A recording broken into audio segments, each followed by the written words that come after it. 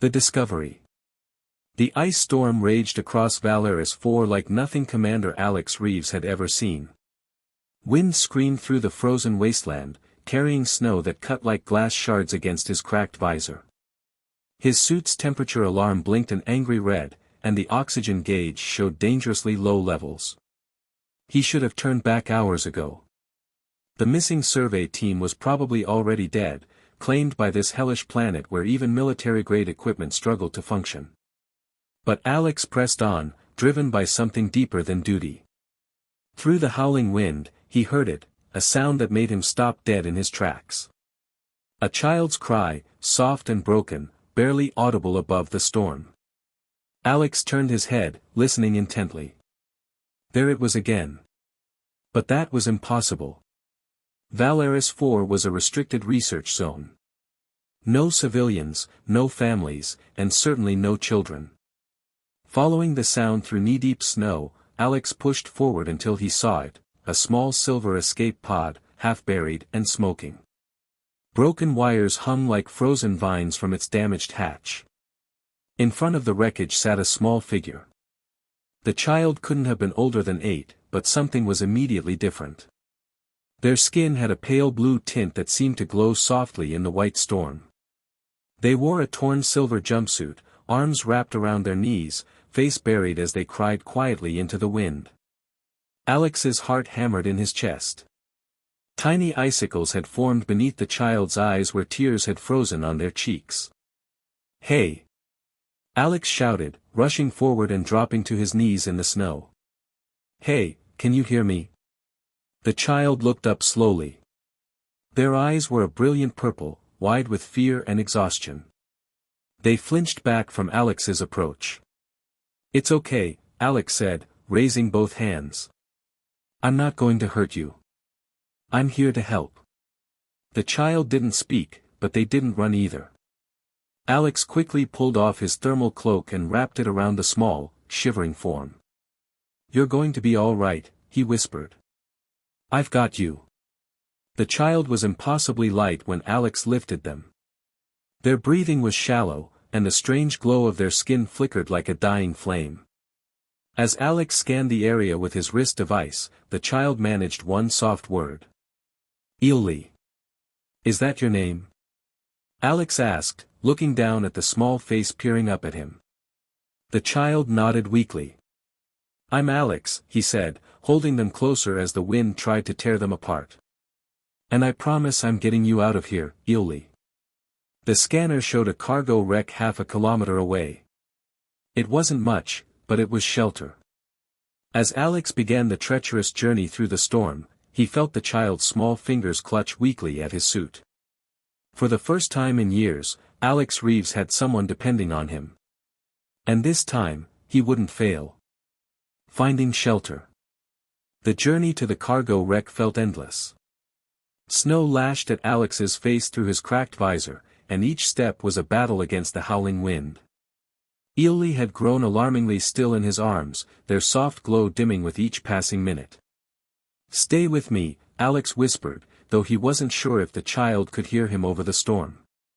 "We're almost there." When they finally reached the crashed cargo pod, Alex nearly wept with relief. The metal structure was battered and half buried, but it was intact. The door was frozen shut, jammed with ice, but Alex forced it open with desperate strength. Inside, the pod was dark and cold, but mercifully quiet. The storm's fury became a distant roar beyond the metal walls. Alex gently laid Ely on a padded bench and immediately began searching for supplies. His hands shook as he rummaged through emergency compartments. Ely wasn't moving much now, their breathing barely visible. The child's glow had faded to almost nothing. "Come on, where's the power cell?" Alex muttered, panic creeping into his voice. Finally, his fingers found what he was looking for, a small backup heater. He plugged it into the pod's last functioning port and pressed the activation switch. A faint red glow filled the room as blessed warmth began to spread. Alex pulled off his gloves and gently rubbed Ely's arms, trying to encourage circulation. "You're safe now," he said softly. "I've got you." Ely's eyes fluttered open, their purple irises focusing on Alex's face. The child's glow slowly began to return. "You, human." Ely whispered, their voice like wind chimes. Alex smiled tiredly. "Yeah, is that obvious?" Instead of answering, Ely reached out with one small finger and traced through the frost that had formed on the wall beside them. Slowly, carefully, they wrote one word, alone. Alex stared at the simple question, feeling something tight in his chest. He nodded slowly. "Yeah, me too." They sat in comfortable silence, surrounded by cold and darkness, warmed only by the weak red light of the heater and something else, a quiet understanding between two lost souls who had found each other in the storm. But their peace was short-lived. A flash of green light flickered outside the small porthole window. Alex crawled over and peered through a crack in the frost-covered glass. His blood ran cold. There in the storm, tall and ethereal shapes moved across the snow. They didn't walk, they floated, glowing with an otherworldly light. He backed away from the window slowly. "We're not alone anymore," he whispered. Ely sat up, their eyes wide with recognition and fear. "The whisperers," the child breathed. "They smell fear. If we're scared, they'll come closer." Outside, the glowing shapes began to circle their shelter, moving like predators who had caught a scent. The whisperers. The emergency heater cast dancing shadows on the walls as Alex and Ely huddled together in the damaged cargo pod. Outside, the wind had grown eerily quiet, but something far more unsettling had taken its place, the sound of movement, deliberate and otherworldly. Alex kept his scanner close, watching the readings. The shapes outside weren't showing up as life forms exactly, but as something else entirely. Energy signatures that pulsed with unnatural rhythm. "What are they?" Alex asked quietly, not taking his eyes off the scanner. Ely pulled the thermal cloak tighter around their small frame. "The whisperers have been on this world longer than memory," they said, their voice barely above a whisper. "They feed on strong emotions. Fear, anger, despair." A soft scraping sound echoed across the metal hull, like fingernails dragging across the exterior walls. "They don't like loud sounds," Ely continued, "but they're drawn to what's inside people. The deeper the fear, the closer they come." Alex set down the scanner and looked at the child. "How do you know all this?" Ely's glow dimmed slightly. "My people, we've encountered them before. Long ago, when we first came to the outer worlds." They paused, their purple eyes reflecting the red light. "Most who meet the whisperers don't survive the encounter." Another scraping sound, closer this time. Alex stood and moved to the porthole, carefully peering outside. The glowing beings had formed a loose circle around their shelter. They were tall and thin, their bodies seeming to be made of crystallized light and flowing ice. Their faces were hauntingly beautiful but alien, with features that shifted like frozen mist. "They're not attacking," Alex observed, his voice puzzled. "They're waiting," Ely said. "Feeling what's inside us. If we give in to fear, they'll enter. If we stay calm, they'll leave." Ely shook their head sadly. "They'll wait. The whisperers are patient." Alex sat back down beside the child, his mind racing. He'd faced death before, but this was different. This wasn't about weapons or tactics, this was about something deeper. "I lost someone once," Alex said suddenly, surprised by his own words. "A little girl. My daughter." Ely looked up at him with those ancient, knowing eyes. "Her name was Leia," Alex continued, staring at the heater's glow. "She loved drawing pictures of distant stars and drinking hot cocoa on winter nights. She died in a storm like this one." His voice cracked slightly. "I wasn't fast enough to save her." "You blame yourself," Ely said softly. "It wasn't a question." "Every day," Alex admitted. "But not this time. I won't lose you too." As he spoke those words, something strange happened. The scraping sounds outside grew fainter. Alex looked at his scanner. The energy signatures were still there, but they seemed less focused, less hungry. Ely reached out and placed their small hand on Alex's arm. "You're not afraid now," they whispered in wonder. Alex realized it was true.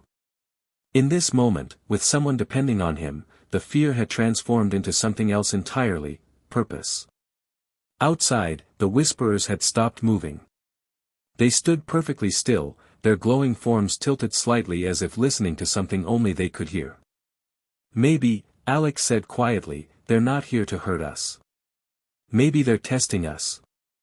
Ely nodded slowly. "They are old. Older than worlds. They feel what's real inside, not what we pretend on the outside." Alex reached into his backpack and pulled out an old tablet, cracked screen but still functional. He handed it to Ely. "Can you write in human script?" Ely took the tablet with both hands. After a moment, they carefully typed, "I was made, not born. But I feel. I cry. Am I wrong?" Alex felt his throat tighten. He shook his head firmly. "No, Ely. You're not wrong. You're the most human thing I've found in this entire sector." For the first time since they'd met, Ely smiled, a small, genuine expression that lit up their face like a star. Outside, the whisperers began to move again, but not toward their shelter. Instead, they started to drift away, their glowing forms becoming fainter in the distance. "They're leaving," Alex breathed. "No," Ely said, their voice filled with a new understanding. "They're keeping watch. Protecting us." Alex looked back at the scanner. The energy signatures were still there, but they'd formed a wider perimeter around the pod. The whisperers weren't predators after all, they were guardians, drawn to those who had faced their inner darkness and found light. Rescue and revelation. Dawn broke over Valaris 4 with an ethereal beauty that seemed impossible after the night's terrors. The storm had finally exhausted itself, leaving behind a landscape of pristine white that sparkled like diamonds in the pale sunlight. Alex woke to the sound of engines, distant but growing closer. He checked his scanner and felt his heart leap. A rescue ship was approaching, homing in on their emergency beacon. "Ely," he said gently, shaking the child awake. "We're going home." Ely stirred, their natural glow brighter now in the morning light. They sat up and looked around the small pod that had sheltered them through the night. The whisperers? Alex checked his scanner. The energy signatures were still there, but fainter now, receding into the distance. "They're leaving. I think their job here is done." Within an hour, the rescue ship landed nearby. Captain Elena Vasquez and her crew approached cautiously, weapons drawn but not raised. They'd been briefed on the missing survey team and the lone scout who'd gone after them. "Commander Reeves." Captain Vasquez called out as Alex emerged from the pod with Ely in his arms. "We thought we'd lost you." "Almost did," Alex replied, then gestured to the child. "This is Ely. They need medical attention." Dr. Sarah Chen, the ship's medic, immediately began her examination. "Fascinating," she murmured, running her scanner over Ely's unique physiology. "I've never seen anything like this. The cellular structure is completely alien, but stable. How long have they been exposed to these conditions?" "Hard to say," Alex answered. "Their escape pod crashed during the storm." As they prepared to board the rescue ship, Ely tugged on Alex's sleeve. "Where will I go now?" they asked, their purple eyes filled with uncertainty. Alex knelt down to meet the child's gaze. "That's up to you, Ely. But if you want, I could use a partner. Someone to help me explore the stars." For the first time, Ely's glow blazed bright with pure joy. "You mean it?" "I mean it," Alex smiled. "But first, we need to figure out where you came from and if there are others like you." Captain Vasquez approached them as they reached the ship. "Commander, I have to ask, what happened out there?" The energy readings we picked up were unlike anything in our databases. Alex looked back toward the horizon where the Whisperers had vanished. We encountered something ancient, Captain. Something that's been guarding this world longer than we can imagine. Guarding it from what? From people who aren't ready to understand it, Alex replied. The Whisperers don't hunt, they test. They make sure only those who faced their own darkness and found light are allowed to discover what this planet really holds. As they lifted off from Valaris 4, Ely pressed their face to the porthole, watching their homeworld shrink below them. Will we come back? They asked. Someday, Alex promised.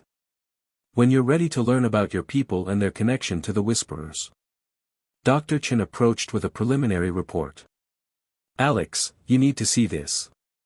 Ely's genetic structure contains elements I've never encountered. But there's something else, encoded information, almost like a living database. Ely looked up at them both. I carry the memories of my kind, they said simply. Stories of worlds beyond counting, of species that learned to live in harmony with the ancient guardians. That's why I was sent here, to find someone worthy of sharing that knowledge. Alex felt the weight of destiny settling on his shoulders. And you found me. No, Ely smiled, their glow warm and gentle. We found each other. As their ship jumped to hyperspace, carrying them away from the frozen world of Valaris 4, neither Alex nor Ely looked back. They were too busy planning their future among the stars, knowing that the Whisperer's blessing would guide them to wonders beyond imagination. A new beginning. 6 months later, Alex stood on the observation deck of the exploration vessel New Horizons, watching a binary star system paint the darkness in shades of gold and crimson. Beside him, Ely had grown taller, their natural glow now a steady, confident radiance that never failed to draw curious looks from the crew. The Andalite system, Ely said, reading from a holographic display. According to the memory patterns I carry, my people established a research station here over 2,000 years ago. Alex nodded, still amazed by the vast knowledge contained within his young companion. The databases Ely carried weren't just information, they were living memories, experiences passed down through generations of an ancient civilization that had learned to work in harmony with forces beyond human understanding. Are you nervous? Alex asked. Ely considered the question seriously, as they always did. Curious, they finally said. And grateful. Without you, I would never have survived to carry these memories forward. Captain Vasquez's voice crackled over the intercom. Commander Reeves, we're picking up a signal from the surface of Andalite Prime. It's unusual. In the communications center, the crew gathered around a massive screen displaying the translated message, "Welcome, Memory Keeper. The Guardians have been waiting." Dr. Chen looked up from her console with excitement. It's them, isn't it? Ely's people, they're still here. Some of them, Ely confirmed, their glow pulsing with anticipation. The message carries the harmonic signature of the Deep Singers, the eldest of my kind. As their shuttle descended through Andalite Prime's atmosphere, Alex marveled at the world below.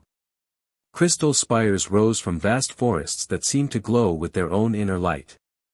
Rivers of liquid starlight flowed between cities that appeared to be grown rather than built. The landing pad was surrounded by beings similar to Ely, tall, graceful figures with skin that ranged from pale blue to deep violet, all emanating that same gentle radiance.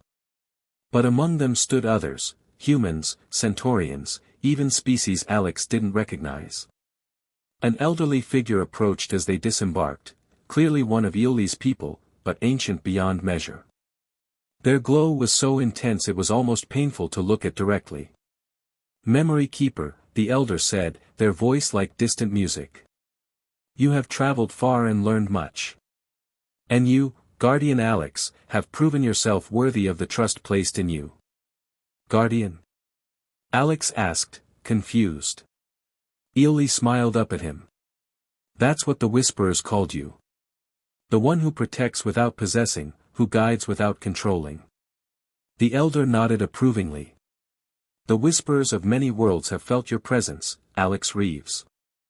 They speak of a human who chose love over fear, purpose over despair.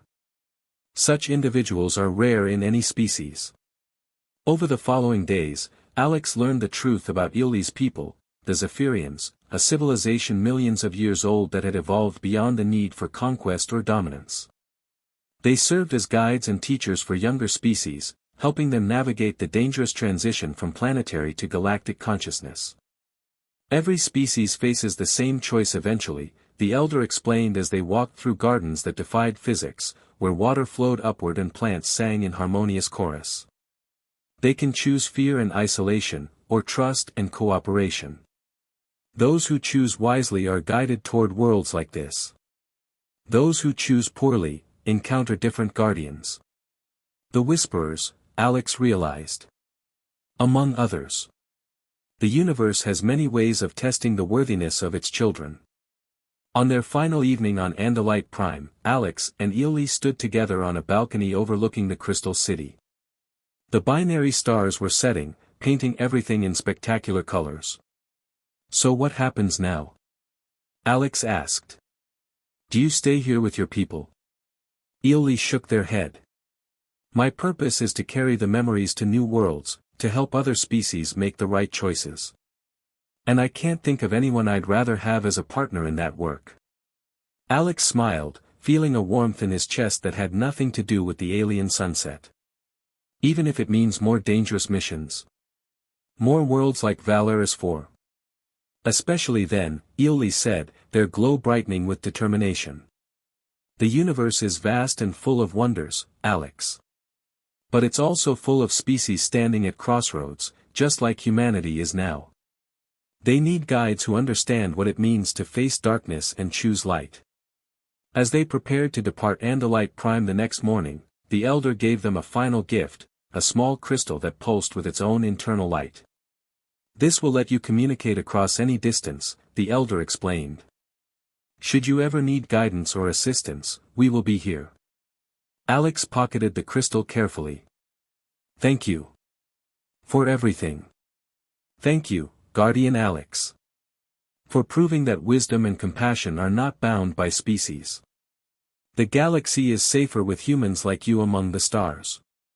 As the New Horizons jumped to hyperspace, beginning their journey to the next unexplored system, Alex felt a sense of completion he'd never experienced before. He'd found his purpose not in conquest or discovery, but in protection and understanding. Beside him, Ili studied star charts with the intense focus of someone carrying the wisdom of ages. But they were also still a child, still growing and learning, still capable of wonder at the infinite mysteries surrounding them. Where to next? Alex asked. Ili pointed to a distant cluster of stars. The Kepler Reach. There's a young species there that's just developed faster than light travel. They'll be encountering their first guardians soon. And they'll need guides. They'll need friends, Ili corrected with a smile that could have lit up a solar system. As their ship sailed through the cosmic ocean, carrying them toward new adventures and new species to help, Alex thought about the storm on Valaris 4 that had brought them together. He'd thought he was rescuing a lost child, but in reality, they had rescued each other. The universe, it seemed, had a sense of humor about these things. In the observation lounge, crew members gathered to hear Ili tell stories from the memory banks, tales of worlds where impossible things were commonplace, where different species worked together to build wonders that spanned star systems. Will Earth ever be ready for something like this? Dr. Chen asked, gesturing at the holographic display showing the crystal cities of Andalite Prime. Alex and Ili exchanged a knowing look. Someday, Alex said confidently. When they're ready to choose trust over fear, unity over division. When they understand that the greatest strength comes not from what we can take, but from what we can give. And until then? Captain Vasquez asked. Ili's glow pulsed warmly. Until then, we keep exploring, keep learning, and keep proving that the universe is big enough for everyone, if we're brave enough to share it. As the stars wheeled around them and new adventures beckoned from the cosmic deep, Alex Reeves smiled. He'd found his family among the stars, his purpose in the vast ocean of space, and his peace in the simple act of choosing hope over despair. The little alien child he'd found crying in a blizzard had become his greatest teacher, and together they would help light the way for all the lost souls still searching for their place in the infinite dark. The end.